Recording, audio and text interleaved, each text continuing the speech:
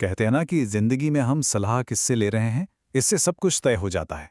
देखिए, एक तरफ था दुर्योधन, जो अपने मामा शकुनी की हर बात मानता था, और दूसरी तरफ थे अर्जुन, जिनके गाइड, जिनके सारथी खुद भगवान कृष्ण थे। और इन दोनों के रास्तों का अंजाम कितना अलग हुआ, ये तो हम सब जानते ही हैं। तो शकुनी था कौरवों का मामा और दुर्योधन का सबसे भरोसेमंद सलाहकार। दुर्योधन के लिए तो शकुनी का कहा हर शब्द पत्थर की लकीर था। लेकिन उनका ये जो रिश्ता था ना, वो गांधारी और धृतराष्ट्र की आंखों में हमेशा खटकता था। उन्हें लगता था कि इसके पीछे कोई बहुत गहरा षड्यंत्र है। और यहीं पर सबसे बड़ा और सबसे अजीब सवाल खड़ा होता है। भला कोई मामा अपने ही भांजों की पूरी बर्बादी की साजिश क्यों रचेगा? मतलब ऐसी क्या वजह हो सकती है कि कोई अपने ही परिवार के लिए इतनी गहरी नफरत पाले? तो देखिए, इसका जवाब ना किसी छोटी मोटी लड़ाई या अचानक आए गुस्से में नहीं है। नहीं, इसके पीछे छिपी है एक बहुत बहुत पुरानी और गहरी प्रतिज्ञा। शकुनी का हर कदम, उसकी हर एक चाल बस उसी एक कसम को पूरा करने के लिए थी। ये थी वो भयानक प्रतिज्ञा जो शकुनी ने अपने मरते हुए पिता के सामने ली थी। सोचिए, ये सिर्फ गुस्सा नहीं था, ये पूरे के पूरे कुरु वंश को जड़ से उखाड़ फेंकने का एक संकल्प था। और यही यही उसकी जिंदगी का इकलौता मकसद बन गया था। तो सवाल ये है कि आखिर ऐसा हुआ क्या था? इतनी नफरत आई कहां से? इस आग की चिंगारी कहां से भड़की?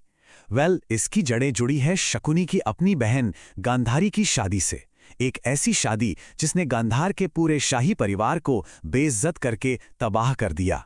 असल में ये अपमान एक नहीं बल्कि दोहरा था। पहला तो ये कि गांधार की राजकुमारी की शादी जबरदस्ती एक अंधे राजा धृतराष्ट्र से कर दी गई।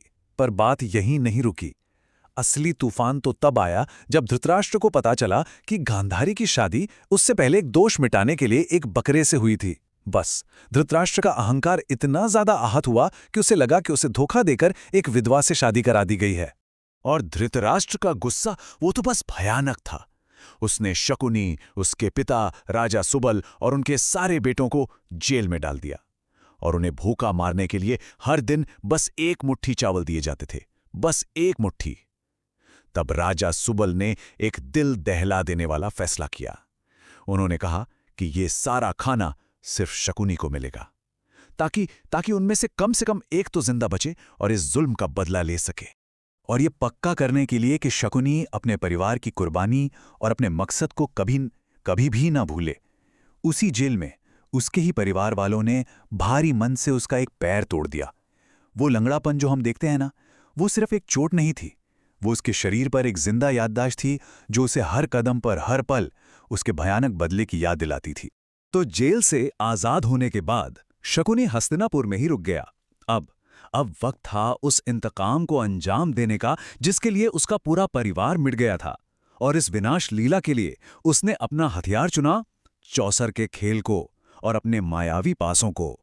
हस्तिनापुर में रहकर उसने बहुत चालाकी से, बहुत धीरे धीरे दरबार का विश्वास जीता, और सबसे ज्यादा अपने भांजे दुर्योधन का। वो दुर्योधन का मेंटर बन गया, उसका गुरु बन गया, और उसके दिमाग में पांडवों के लिए जहर भरना शुरू कर दिया। लेकिन एक सवाल है, शकुनी हर बार जुए में जीतता कैसे था? इसका राज उसके पासों में था। ये कोई मामूली पासे नहीं थे। कहते हैं कि ये पासे उसके मरे हुए पिता की उंगलियों की हड्डियों से बने थे, और उनमें उसके पिता का दर्द, उनका गुस्सा, उनकी आत्मा बसी थी, जो ये पक्का करती थी कि पासे हमेशा वही अंक दिखाएंगे जो शकुनी चाहता है।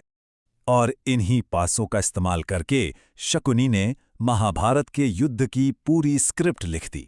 उसने युधिष्ठिर को पहले एक दोस्ताना खेल के लिए बुलाया, फिर चालाकी से उन्हें छोटी छोटी जीतें दी, उनका कॉन्फिडेंस बढ़ाया, और फिर जब युधिष्ठिर खेल के नशे में चूर हो गए तो उसने उन्हें उकसाया, अपनी दौलत, अपना राज्य, अपने भाई और आखिर में अपनी पत्नी द्रौपदी तक को दांव पर लगाने के लिए।